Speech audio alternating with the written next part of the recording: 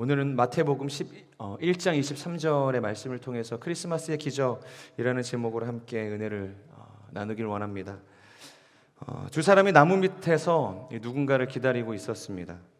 기다리던 그가 오면 자신들의 삶이 완전해질 수 있겠다라는 그 희망을 품고 그 누군가를 기다리며 하루하루를 살아내었죠. 기다리는 그 지루함을 잊어보기 위해서 수많은 방법들을 동원했습니다. 이야기를 나눠보기도 했고요. 어떠한 또 행동들을 하기도 했습니다. 하지만 그것이 어떠한 행동들이었는지, 어떠한 이야기를 서로가 주고받았는지 그것을 이내 기억하지 못하게 되었죠. 그리고 기다리는 그가 정확하게 누구인지조차 그들이 알지 못하는 그런 시간들을 계속해서 흘려보내게 되었습니다. 하지만 그럼에도 불구하고 그가 누구이며 언제 올지 모르는 그 누군가를 위해서 그들의 기다림은 여전히 계속되고 있었다는 것이죠. 그런데 온다는 그는 오지 않고 약속된 그 어떠한 그 언약은 계속해서 미뤄지기만 하는 거예요. 이제는 기다리던 사람들도 그 약속을 신뢰하며 소망의 이 꿈을 놓치지 않고 있었던 사람들도 정말로 그 사람은 있는 건가? 자신이 정말로 그 약속은 받기는 했었던 것인지 확신하지 못하며 그렇게 살아가게 되었습니다. 여러분, 이 이야기는 바로 20세기의 최고의 희곡이라고 하는 사무엘 베케트의 고도를 기다리며라는 작품에서 나온 내용이죠. 작가는 이 작품 하나로 이 노벨상을 수상하게 됩니다. 왜 사람들이 이 작품을 그렇게 열광을 했던 것일까? 왜 이 작품에 그러한 큰 가치를 주고 이 노벨상이라는 희대의 상을 줄 수밖에 없었던 것인가? 대답은 간단합니다. 그것은 바로 인간이라는 존재는 기다리는 존재이기 때문입니다. 그리고 그 존재를 만날 때 비로소 인간은 삶의 의미를 얻게 되어지고 그들이 꿈꾸고 갈망했었던 문제들이 해결되어질 수 있기 때문인 것이죠. 여러분, 이처럼 우리의 삶은 실로 기다림의 연속입니다. 어린아이 때는 빨리 성장하기를 바라죠. 학교 가기 전에는 학교에 서둘러 들어가기를 바라는 마음이 있습니다. 그리고 들어가게 되면 무엇을 기다려요? 언제 졸업하나? 그 졸업을 기다리죠. 졸업 후에는 언제쯤이면 내가 회사에 취직할 수 있을까? 또 취직을 기다리게 되고, 취직하게 되면요, 승진을 기다리죠. 그리고 결혼을 기다리고, 결혼을 하게 되면 아이를 기다리게 됩니다. 이처럼 우리는 기다림이라는 시간 속에서 그 기다림은 더 나은 세상을 기대하고 소망하는 기다림, 그 기다림으로서의 인생을 살아가게 된다는 것이죠. 하지만 이것은 단순히 미래적인 것만은 아니라는 것이죠. 그러니까 미래의 무언가를 우리가 바라고 소망하기 때문에 기다리는 것만은 아니라는 거예요. 이해할 수 없는 삶의 비밀을 더 이해하게 될 그날을 기다리는 것이며, 풀리지 않았던 나의 이 현실, 현재의 이 미스터리가 풀리기를 원하는 마음에서의 기다림일 수도 있다는 것입니다. 그래서 철학에서는 모든 사람들이 기다리는 그 기다림의 총합에 대해서, 그리고 내 모든 소원이 다 이루어진 그 완결의 상태에 대해서 뭐라고 이야기하는가? 바로 유토피아라고 부릅니다. 유토피아. 그런데 여러분, 이 유토피아라는 것이 우리가 살아가는 이 땅에서 실로 이룰 수 있는 것일까요? 이 땅에서 실현 가능한 영역일까요? 우리가 들어갈 수 있을까요? 우리의 기다림이 끝이 났다라고 선언할 수 있는 그날이 오기는 하는 것일까요? 이 누군가에게 소원하고 바람하지 않았던 그날이 왔다고 해서 더 이상 무엇인가를 또다시 갈망하고 기다리지 않는 삶을 살게 될 수 있는 것일까? 개인적으로는 전혀 그렇지 않을 거라는 생각이 있습니다. 가령 제 꿈이 100억은 아닙니다. 근데 누군가에게 있어서 100억을 버는 것이 꿈이었어요. 근데 하나님께서 은혜를 주셔서 100억을 주셨다고 생각을 해보세요. 그 사람의 그 다음 목표는 뭘까요? 하나님께서 나에게 이 100억이라는 꿈을 이루어 주셨으니 여기서 자족하고 만족하며 그냥 감사하며 살아야겠다, 그럴까요? 사람이라는 존재는 아까도 이야기했던 것처럼 계속해서 무엇인가를 갈망하고 소망하고 기다리며 살아가는 존재라는 거예요. 또 다른 목표를 세우게 될 것이고 그 목표를 향한 인생의 기다림을 계속해서 보내게 될 것이라는 것입니다. 그래서 독일의 신학자 몰트만은 이런 이야기를 해요. 인간이 기다리는 내용은 초월적이다. 그러므로 이 세상에 어떠한 종류의 성취도 그 기다림을 멈추게 할 수 없다. 그렇다면 여러분, 이 세상에서 모든 기다림을 넘어서는 그냥 나의 개인의 이 취향의 어떤 근거한 기다림이 아니라 우리 모두가 기다려야 하는 그 초월한 기다림이라는 것은 과연 뭘까요? 우리의 모든 기다림을 완성시켜 줄 수 있는 그 초월적인 기다림, 그 기다림의 끝은 무엇일까? 내 영혼이 진정으로 기다리는 기다림은 무엇일까? 그것은 바로 성경에서 이야기하고 있는 것처럼 나의 영혼의 만족과 위로와 기쁨과 안식을 주시는 하나님 아버지, 하늘로부터 오는 위로와 구원이라는 것입니다.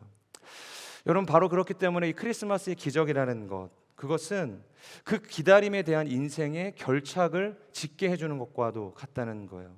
기적이라는 것이 다른 것이 아닙니다. 어떤 초자연적인 역사를 우리가 경험하는 것, 우리가 정말로 얻지 못할 정말 큰 선물. 저희 딸이 오늘 아침에 제가 설교를 준비하고 있는데 방문을 열고 들어와서 갑자기 그렇게 이야기하는 거예요.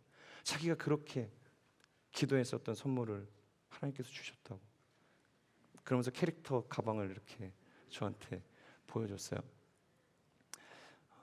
저 아이도 오늘 받을 선물만을 기다리며 그 12월 25일을 기다렸던 친구입니다. 우리 모두가 꿈꾸는 그런 인생의 기다림이 있겠지만 궁극적으로 우리의 영혼이 정말로 품고 갈망하는 기다림이라는 것은, 그리고 그 모든 우리의 인생의 그 목마름, 그 기다림을 해결해 줄 수 있는 초월적인 그 기다림의 종착역은 바로 하나님께서 주시는 구원이라는 것입니다. 유토피아, 그런 곳은 없다라는 인생의 한계와 이 절망을 정말로 넉넉히 통과하게 하시는 그 하나님의 그 은혜, 그 하나님의 기적을 만나게 되어지는 날이 바로 크리스마스인 것이죠. 오늘 본문의 말씀을 그러한 관점에서 한번 같이 다시 한번 읽어보면 좋을 것 같습니다. 마태복음 1장 23절의 말씀입니다. 우리 한 목소리로 읽겠습니다. 시작.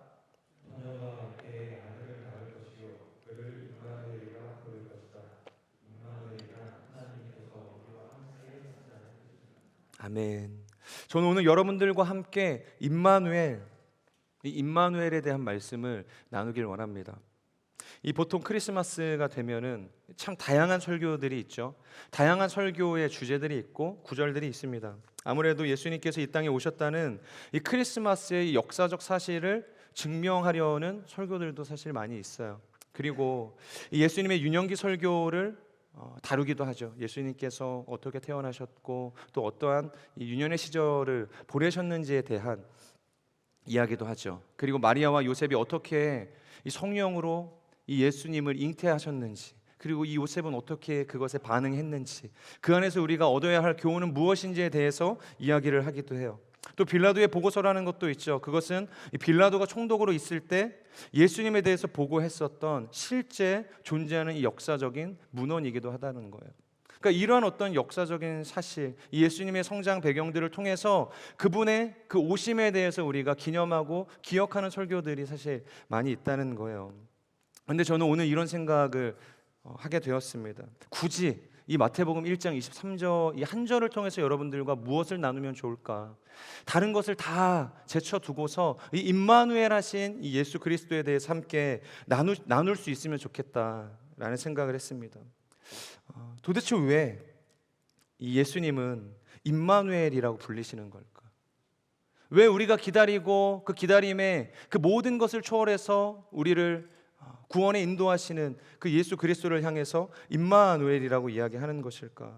그리고 그분이 우리와 함께 하신다는 그 사실이 왜 우리에게 소망이 되고 위로가 되어질 수 있는 것일까? 여러분, 만약에 이 임마누엘 하시는 예수 그리스도가 우리에게 소망이 되고 기쁨이 되고 이 크리스마스의 기적으로 다가오지 못한다면 이 크리스마스는 한낱 이 역사적인 사건, 그리고 세상에서 말하는 이 수많은 사람들의 그 이야기 속에서 등장하는 재미난 이야기 정도로밖에 우리에게 다가오지 못할 것입니다. 본문을 보면 처녀가 잉태의 아들을 낳을 것이다 라고 이야기를 하죠. 처녀가 잉태의 아들을 낳을 것이다. 그런데 뭐라고 부른다고 이야기하고 있죠? 임마누엘. 그것을 해석하면 하나님께서 우리와 함께 하신다는 뜻이에요.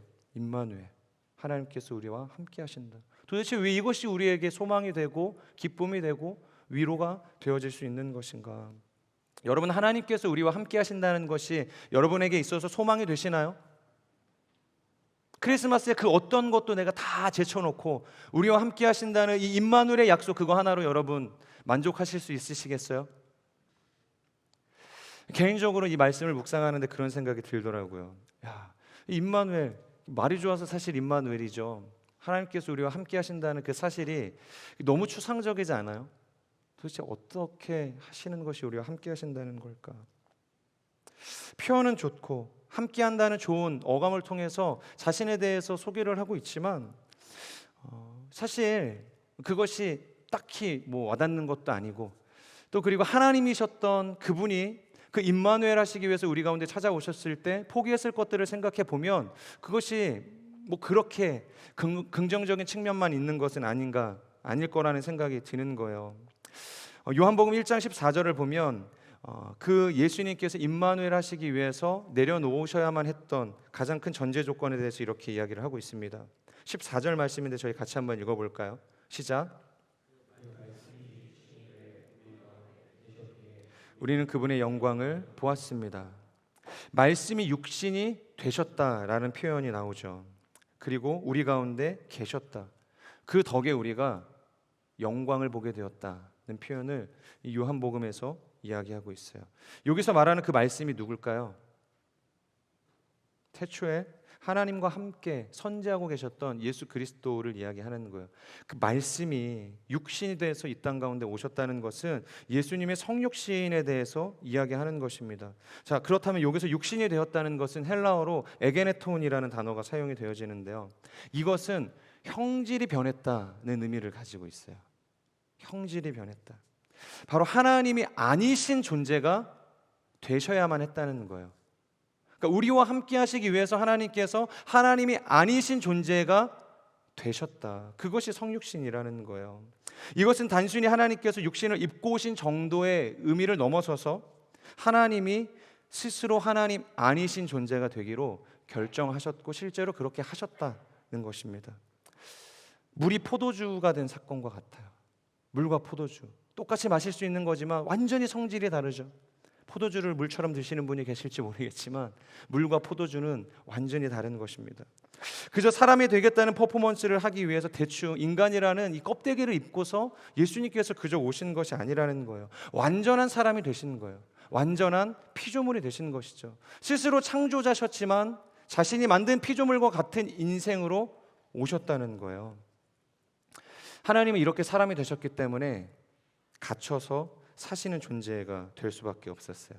이 공간의 한계에 매여 있으셨기 때문에 그분의 전지전능함을 내려놓으실 수밖에 없었어요. 이제부터는 인간으로 살아가는 온갖 희노애락을 경험해야만 했습니다. 즐거움만 가득하지 않았어요. 슬픔도 경험하셔야 했고 고통도 아픔도 무언가를 기다려야 하는 인간의 한계를 경험하는 삶을 사실 수밖에 없었다는 거예요. 배가 고프면 드셔야 했고 피곤하면 주무셔야 했어요. 육체의 고통이 있으면 그것을 고스란히 감당할 수밖에 없는 처절한 한계 속에서 예수님께서는 살아가시는 존재가 되었다는 거예요. 그렇기 때문에 그분이 사람이 되셨다는 것은 사랑하는 사람을 위해서 끙끙 앓기 시작했다는 것을 이야기하는 것입니다. 사람이 되셨기 때문에 하나님이셨을 때는 감히 상상할 수도 없었던 일들을 직면할 수밖에 없었고 그것을 감당하실 수밖에 없었다는 거예요. 여러분, 이것이 얼마나 거추장스러운 일이에요. 그저 흉내내는 것도 아니고 대충 어떻게 좀 참여했다가 발 빼시는 것도 아니고 그냥 우리와 똑같은 인생으로 찾아오셨다는 거예요. 도대체 왜 하나님이심을 포기하고 하나님이 아니신 존재가 되어서 임마누엘 하셔야만 했는가? 이 방법이 정말로 최선이었는가?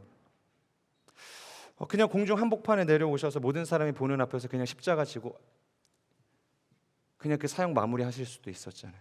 그럼 뭔가 더 임팩트가 있잖아요. 공중에서 하나님께서 예수님을 보내셨다. 그리고 십자가 하나 딱 세우셔서 거기에 달리셨어요. 그리고 내가 다 이루었다. 그럼 사람들이 열광하지 않겠어요? 그 예수님을 향해서 신적인 존재로 여길 수 있게 되지 않겠어요?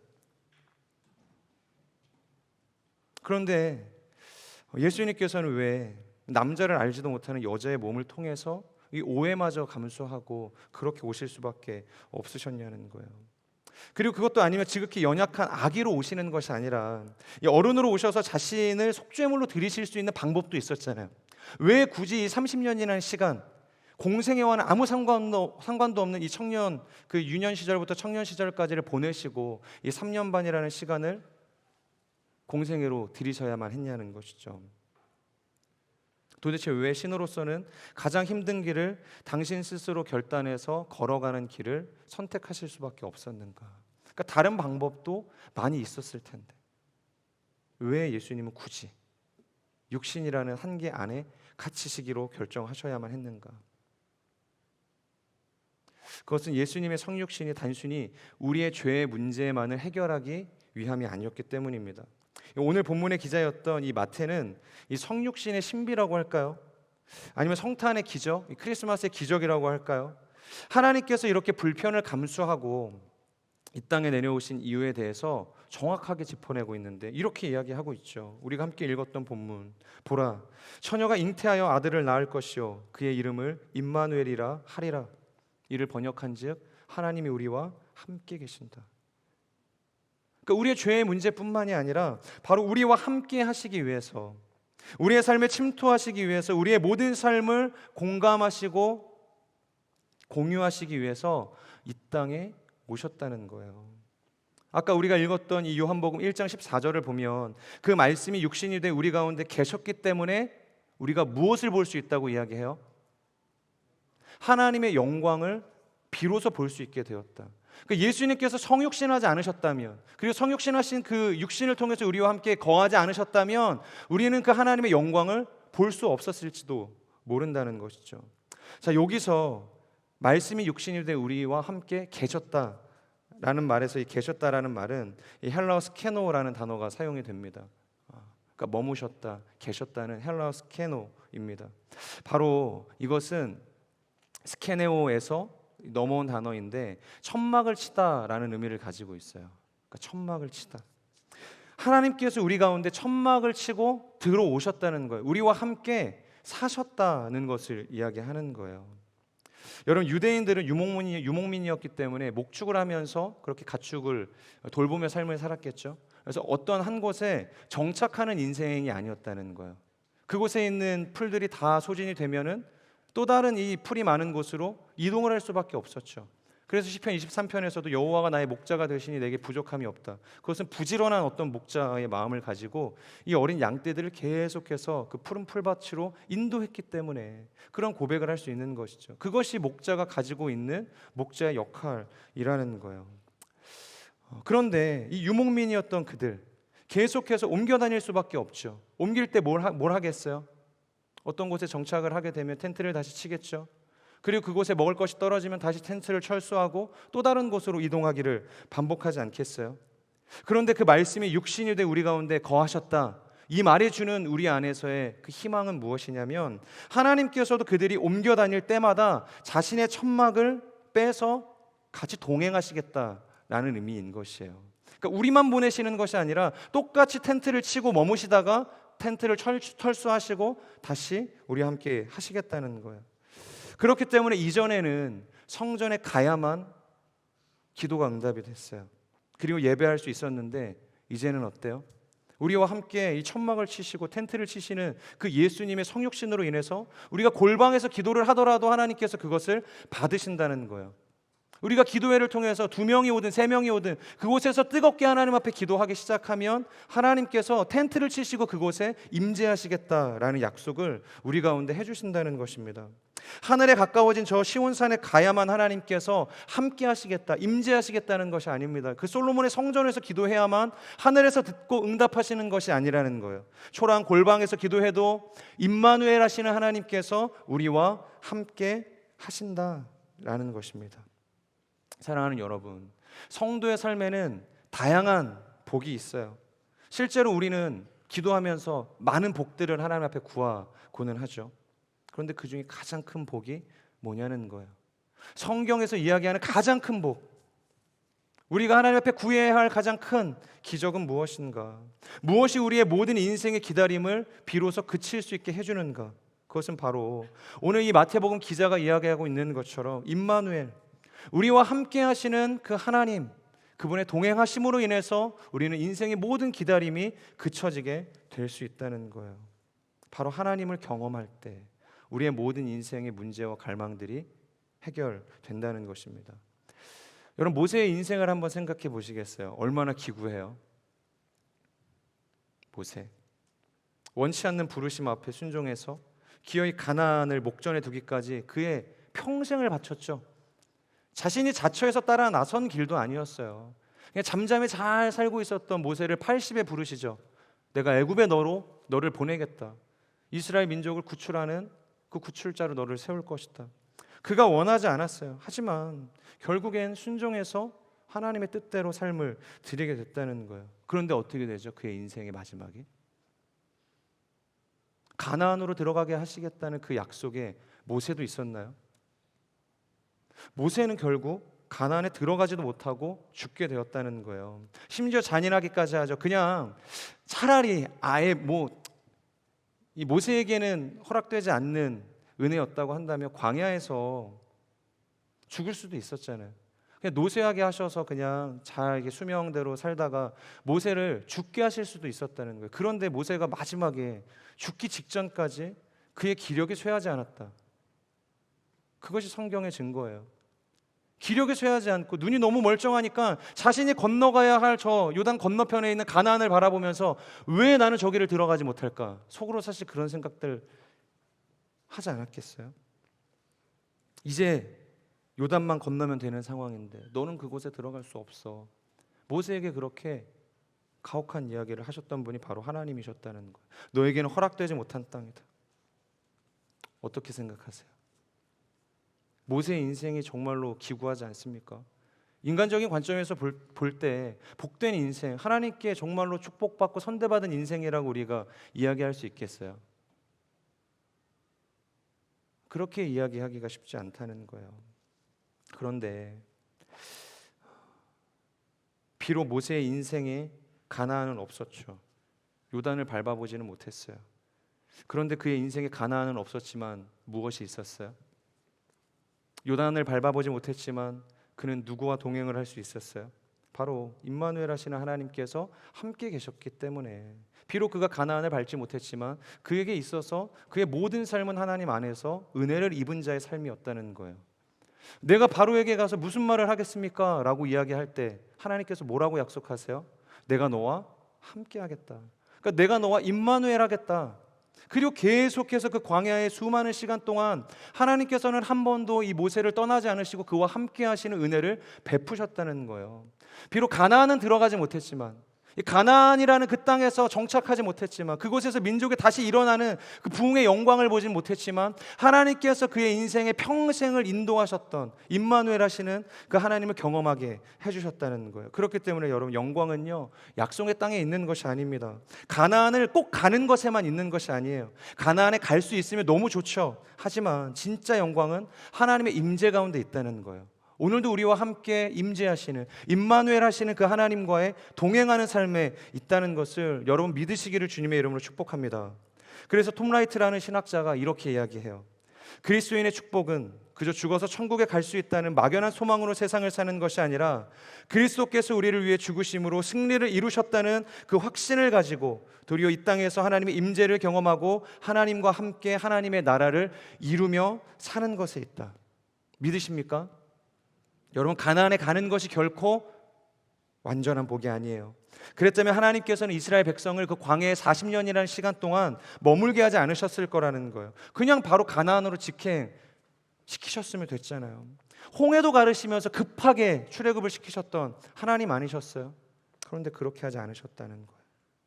하나님은 그들을 광야에 머물게 하셨고 딱 한 가지를 그들이 훈련받게 하셨어요. 그것이 무엇이었냐면 바로 구름 기둥이 움직이면 천막을 철수시키고 그 구름 기둥을 따라서 함께 움직이는 것, 그리고 불기둥이 어두운 밤을 밝히고 멈춰서기 시작하면 다시 가던 길을 멈추고 그곳에 텐트를 치고 머물게 하는 것, 바로 하나님과의 동행, 오직 임마누엘 하시는 그 하나님을 분명하게 인식하는 삶을 살게 하는 모든 연단의 시간이 이 광야의 40년이라는 시간이었다는 거예요. 저는 우리의 인생이 삶의 다른 복을 구하는 것이 아니라, 다른 크리스마스의 기적을 구하는 것이 아니라, 우리와 임마누엘 하시는 하나님, 그분이 우리의 인생의 최고의 선물이자 기쁨임을 고백할 수 있는 복된 인생이 되기를 주님의 이름으로 축복합니다. 아멘. 하지만 누군가는 이렇게 이야기할 수도 있을 것 같아요. 좋은 것은 알겠는데 그래도 나는 여전히 함께 하신다는 그 개념에 대해서 동의하지 못하겠어. 그게 뭐 그렇게 큰 복이냐. 사랑하는 부부도 또 연인들도 함께 하잖아요. 함께 하는 것이 항상 마냥 행복하세요? 식사를 할 때 그냥 내 앞자리에 앉아 있는 것 자체로 여러분 행복을 느끼세요? 지난주에 리더십 컨퍼런스를 갔는데 그 답사를 하고서 이제 그 근처에서 이제 교역자들이랑 같이 식사를 하는데 제가 정말 충격적인 광경을 봤어요. 짜장면을 먹으면서 옆 테이블을 봤는데 분명히 들어올 때는 둘이 같이 들어왔거든요. 그리고 앉아서도 여전히 두 분이서 같이 앉아 계세요. 그런데 여자분은 귀에다가 이어폰을 끼시고 영화를 한 편 보면서 짜장면을 드시고 계셨고, 그래서 남자분이 너무 불쌍하다 그런 생각을 하면서 남자분을 봤는데, 남자분도 아니나 다를까 귀에다 이어폰을 끼고서 무언가를 열심히 보고 계셨어요. 이 축구 리뷰를 보고 계셨던 것 같아요. 그러면서 정말로 행복하게 그걸 보면서 짜장면과 볶음밥을 드시고 계시더라고요. 저게 함께 하는 것이라면 행복하지는 않을 수도 있겠다. 그러니까 하나님께서 우리와 함께 하신다라는 개념 자체를 그러한 정도의 수준으로 이해를 한다면 그것을 기대하고 소망하는 사람은 없을 거라는 겁니다. 하나님께서 우리와 함께 하신다. 그것이 왜 우리의 기쁨이 될 수 있냐면, 영어 번역에선 이렇게 이야기하죠. with라고 번역을 해놨어요. 그래서 보통 우리가 함께 한다라는 개념을 그 with라는 그 단어 안에서 한정적으로 생각을 한다는 거예요. 그런데 사실 원어적으로 볼 때에는 이 with보다 surround라는 표현이 더 적절하다라고 본다는 거예요. 우리가 음악을 듣는 기술적인 방법 중에 이 서라운드 시스템이라는 것이 있죠. 서라운드 아시죠? 다 둘러싼다, 애워싼다, 감싼다. 즉 보이지 않는 소리, 보이지 않는 음이 나를 휘감아 마치 공연장이 아니지만, 콘서트장이 아니지만 공연장에 있는 것과 같은 느낌을 받게 하는 것이에요. 그래서 임마누엘이라는 것은 단순히 우리 곁에 계신다, 그가 우리 곁에 머무신다의 수준이 아니라 서라운드, 우리를 둘러 진치신다, 우리를 애워싼다라는 하나님의 그 적극적인 임재, 우리의 인생을 향한 개입을 의미한다는 거예요. 여러분 시편 23편 1절을 보면 다윗이 이렇게 고백하죠. 여호와가 나의 목자이시니 내게 부족함이 없습니다. 바로 여기서 이 여호와께서 나의 목자이시니, 이 표현이 바로 임마누엘이라는 표현이에요. 그분이 언제나 나와 함께 하시고 나를 향해 애워싸고 둘러 진쳐주시는데 내게 부족할 것이 있겠어요? 그것이 시편 23편 1절 다윗의 고백일 수 있었다는 거예요. 그분이 나와 함께 하시기에 내 인생에 결코 부족함이 없습니다. 그래서 1절 이하에 이렇게 이야기하는 거예요. 내가 실제로 죽음의 그림자가 드리워진 골짜기를 지나도 가보았다. 정말로 죽는 줄 알았다. 그런데 그 순간마저도 하나님께서 함께 하시더라. 나를 건져내시더라. 나와 동행해 주시더라. 그리고 그 이하, 당장에라도 나를 압도하고 죽일 것만 같은 이 대적의 칼 앞에서도 나는 서 있어 봤다. 그런데 죽었더니 주께서 그 자리에서도 함께 하셨고 원수의 목전에서 내게 상을 베풀어 주셨다. 내게 기름을 부어 주셨다. 그것은 구별해 주셨다는 걸, 함께 해 주셨다는 의미인 것입니다. 당장에라도 여러분, 우리가 임마누엘 하시는 그 하나님의 임재가 느껴지지 않아서 실족하고 절망 가운데에서 그렇게 하나님을 원망하며 살아갈 수 있을지 모르겠어요. 하지만 이 시편 기자의 고백처럼 돌아보니 그 모든 것이 우리와 함께 임마누엘 하시는 그 하나님의 은혜였더라, 그렇게 고백할 수 있게 된다는 거예요. 그래서 철학자 임마누엘 칸트는 이렇게 이야기했어요. 나는 일생에 참 훌륭하고 좋은 책을 많이 읽었습니다. 그렇지만 나는 그 속에서 시편 23편에 나오는 네 단어보다 내 마음을 더 고요하고 기쁘게 해준 말을 발견한 적이 없습니다. 그것은 바로 주께서 나와 함께 계시다라는 말이었습니다. 그것을 고백하고 난 다음에 자신의 인생을 돌이켜 보니까 자신의 이름이 임마누엘이었던 거예요. 임마누엘 칸트. 한 번도 생각해보지 않았어요. 하나님께서 나와 함께 하신다. 자신의 이름이 임마누엘이었음에도 불구하고 그것을 모르던 인생이었다는 거예요. 그런데 정말로 진실로 이제는 깨닫게 되는 것이죠. 하나님께서 나와 함께 하셨구나. 그 고백 가운데 나아갈 수 있었다는 거예요. 여러분, 마태는요, 이 크리스마스 기적에 대해서 예수님의 임마누엘이라는 한 단어로 지금 함축해서 우리에게 이야기하고 있습니다. 크리스마스 대단한 거 없어. 임마누엘이신 예수님께서 우리와 함께 하셨다. 그것으로 끝이라고 지금 이야기하는 거예요. 자, 그렇다면 그 기적은 여러분 크리스마스 딱 이 하루에만 한정이 된 것일까요? 길게는 대림절을 기다리는 그 한 달의 시간, 그 정도에 국한된 것일까요? 그 기적의 신비를 딱 그 한 달의 시간 동안 우리가 묵상해야 되는 걸까요? 그렇지 않다는 거예요. 마태는 마태복음을 마무리하면서 28장 20절에서 이렇게 이야기하죠. 내가 너희에게 명령한 모든 것을 그들에게 가르쳐 지키게 하라. 보라, 내가 세상 끝날까지 너희와 항상 함께 있을 것이다. 보라, 내가 세상 끝날까지 너희와 항상 함께 있을 것이다. 임마누엘로 시작한 그 1장, 예수님의 그 탄생에 대해서 소개하면서 마지막 승천하시기까지 예수님께서 무엇을 당부하셨는가? 가라. 가는데 조건이 있어요. 내가 너희와 항상 함께 할 것이기에 믿고 가라는 거예요. 그러니까 임마누엘로 말씀을 마무리하는 것입니다. 사랑하는 여러분, 임마누엘로 예수님의 임재를 경험해서 신앙에 들어서는 것도 정말로 큰 기적이고 축복입니다. 하지만 거기에서 우리의 삶이 결코 안주하고 멈춰서는 안 되는 것이죠. 오히려 더 힘을 내서 임마누엘로 우리의 인생의 마지막까지를 하나님 앞에 기쁘게 올려드릴 수 있도록 달려가야만 하는 것입니다. 저는 이 크리스마스의 기적, 그리고 인생의 가장 큰 기적은 다른 곳에 있지 않다고 생각합니다. 바로 육신의 몸을 입고 이 땅에 오신 그 예수 그리스도, 그분께서 오늘도 나와 임마누엘 하신다, 함께 하신다. 내가 어떤 상황과 고난과 절망의 터널을 지나갈지라도 나를 둘러싸시고 그 대적의 손에서 나를 붙들고 계시는, 인도하고 계시는 그 임마누엘, 그분을 인식하는 것, 소유하는 것에 있다, 그렇게 생각합니다. 한 해가 저물어가는 이때, 그리고 다가오는 한 해를 또 준비하며 기도하는 이때, 저는 그 임마누엘 하신 예수님의 그 사랑 안에 거할 수 있는 복된 인생이 되기를 주님의 이름으로 축복합니다. 우리 같이 한번 말씀을 기억하면서 기도하겠습니다. 좋으신 하나님, 이 성탄의 기쁨, 이 세상의 어둠을 밝히시는 그 빛으로 오신 예수 그리스도, 우리가 그 예수 그리스도를 소유한 인생이 되기를 우리가 소망합니다. 그 모든 하늘의 보좌를 버리시고 육신을 입고 이 땅 가운데 오셔야만 했던 그 하나님 아버지의 그 사랑과 예수 그리스도의 그 희생, 그리고 그것을 깨달아 알게 하시는 그 성령님의 그 동역하심, 그것은 결국 임마누엘을 향해서 나아가는 신비임을 우리로 하여금 알게 하여 주시옵소서. 임마누엘이신, 그래서 오늘도 우리와 함께 하신다는 그 믿음의 고백을 드릴 수 있는 하나님의 사람들이 될 수 있도록 역사하여 주시옵소서. 그래서 크리스마스의 기적, 우리의 인생의 큰 기적이 다른 것에 있는 것이 아니라 임마누엘 하신다는 그 하나님을 향한 나의 믿음의 고백으로 드려지는 인생이 될 수 있도록 역사하여 주시옵소서. 이렇게 함께 말씀을 기억하며 우리 동성으로 기도하며 나아가겠습니다.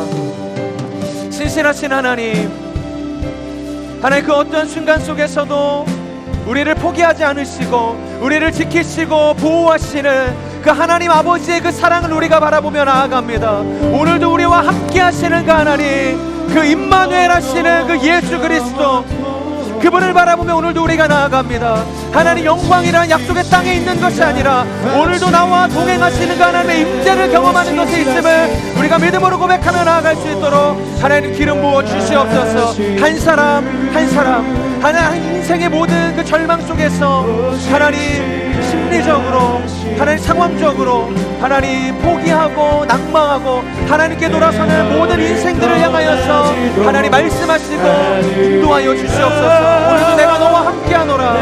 오늘도 내가 너와 임마누엘 하노라. 내가 오늘도 너를 붙들게 하리라. 내가 오늘도 너를 도우리라. 오늘도 내가 너를 대적의 모든 손 가운데서 건지리라 말씀하시는 그 하나님의 음성을 듣고 주께로 그 마음을 돌이키며 삶을 돌이킬 수 있는 우리의 모두의 삶이 되어질 하나님 역사하여 주시옵소서. 하나님 이 크리스마스 하나님 이 한 해를 마무리하고 다가오는 한 시대를 우리가 지나가는 이때 다른 것보다 분명하고 확실한 예수 그리스도의 함께하신 하나님 아버지의 그 동행하심을 우리의 마음과 삶에 채울 수 있는 하나님의 사람들이 될 수 있도록 역사하여 주시옵소서. 우리 한 번 더 기도하며 나아갈 때 존귀하신 주님, 이 크리스마스를 맞이해서 우리가 또 세상의 소금으로 빛으로 하나님 그렇게 예수 그리스도의 그 사랑의 온정을 흘려보내기 위해서 우리가 물질로 시간으로 또한 기도함으로 그렇게 헌신하며 나아갑니다. 특별히 6개의 지역에 지금 파송되어서 사역을 하고 있을 하나님 우리 크리스마스 블레싱 팀들 주님 손에 올려드리오니 주님 역사하여 주시옵소서. 그들의 모든 사역 가운데 예수 그리스도의 그 놀라운 역사가 일어나게 하여 주시옵소서. 선한 사랑의 열매가 일어나게 하여 주시옵소서. 하나님 오늘도 나와 함께 하신다는 임마누엘에 대한 거룩한 고백의 열매가 그들의 예배 가운데 사역과 섬김 가운데 나타나게 하여 주시옵소서. 그래서 마무리하고 돌아오는 그 모든 시간 가운데 하나님께서 임마누엘 하여 주셔서 하나님 순적한 사역이 되어질 수 있도록 기름 부어 주시옵소서. 이렇게 다시 한번 크리스마스 블레싱 6개의 팀을 주님 앞에 올려드리며 우리 주여 간절히 선포하며 기도하며 나아가겠습니다. 주여, 신실하신 하나님, 6개의 크리스마스 블레싱 팀을 주님 손에 올려드립니다. 하나님 그 모든 팀들의 하나님 사역의 여정 가운데 오직 예수 그리스도 우리와 함께 하시고 우리와 동행하시고 우리 가운데 임재하시는 그 임마누엘 하나님의 역사로 충만하게 하여 주시옵소서. 하나님 우리가 다른 어떤 크리스마스의 간식도 하나님 선물도 하나님 이벤트도 하나님 결코 임마누엘 하시는 예수 그리스도께서 주시는 그 기쁨보다 넘어서지 않을 수 있도록 하나님 축복하여 주시옵소서. 그 임마누엘로 세워지는 하나님 귀하고 복된 사역의 자리가 될 수 있도록 하나님 역사하여 주시옵소서. 그래서 비록 많은 인원들이 하나님 나가지 못했지만 그 중심 가운데 주님께서 함께 하시기에 놀라운 하나님의 역사가 이루어질 줄로 믿습니다. 성령 하나님 자정하여 주시옵소서. 돌아오는 모든 가난의 여정 가운데에도 하나님께서 함께하여 주셔서 안전하게 하나님 귀가하여 하나님 삶의 일상으로 복귀할 수 있도록 하나님 축복하여 주시옵소서. 우리 마지막으로 한 번 더 기도하며 나아갈 때 성령 하나님, 한 해의 마지막 시즌을 우리가 지나가고 있습니다. 또한 한 해에 또 새롭게 다가올 2023년을 주님 앞에 기도하며 준비하며 나아가는 시간을 또 우리가 갖게 되어집니다. 하나님 지나온 이 시간을 통하여서 얼마나 하나님께서 우리를 사랑하셨는가, 얼마나 하나님께서 포기하지 않는 그 임마누엘의 사랑으로 우리와 함께 하셨는가를 기억하며 감격으로 감사의 고백으로 주 앞에 나아가는 시간들이 되게 하여 주시고, 더 나아가서 2023년 또한 오늘도 우리와 함께 하셨던 그 임마누엘의 하나님이 여전히 동행하시고 역사하시는 한 해가 되어지기를 그렇게 소망하며 주 앞에 올려드릴 수 있는 귀한 시간이 되어질 수 있도록 역사하여 주시옵소서. 그렇게 송구 영신의 모든 시간을 주 앞에 거룩히 올려드리며 우리 마지막으로 주여 간절히 선포하며 기도하며 나아가겠습니다. 주여, 신실하신 하나님, 한 해의 모든 시간을 주여 올려드립니다.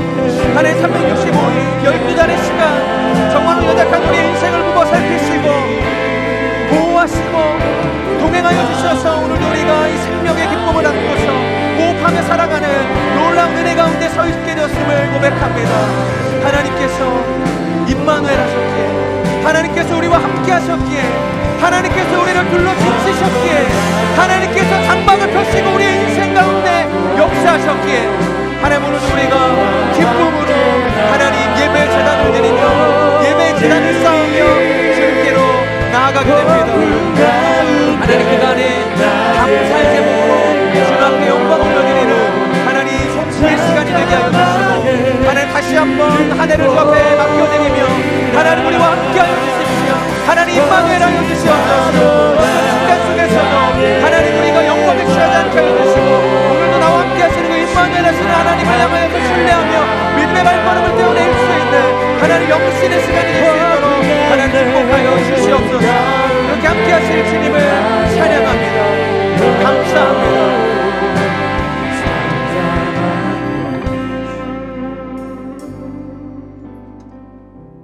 오늘도 우리의 삶을 붙드시는 그 신실하신 하나님, 보라, 처녀가 잉타하여 아들을 낳을 것이다. 그의 이름을 임마누엘이라 할 것이다. 그것을 번역한즉 하나님께서 우리와 함께 하심이라.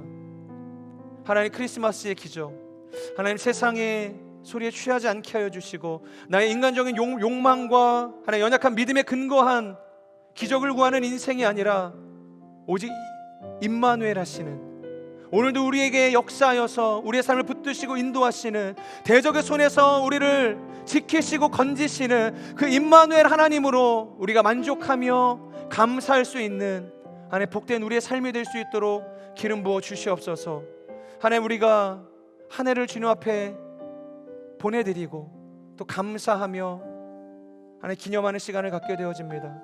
지나온 모든 시간 가운데 우리의 어떠한 형편에든지 그럼에도 불구하고 함께 하셨던 그 임마누엘 하신 그 하나님을 향한 감격과 감사의 고백으로 충만한 시간이 되게 하여 주시옵소서.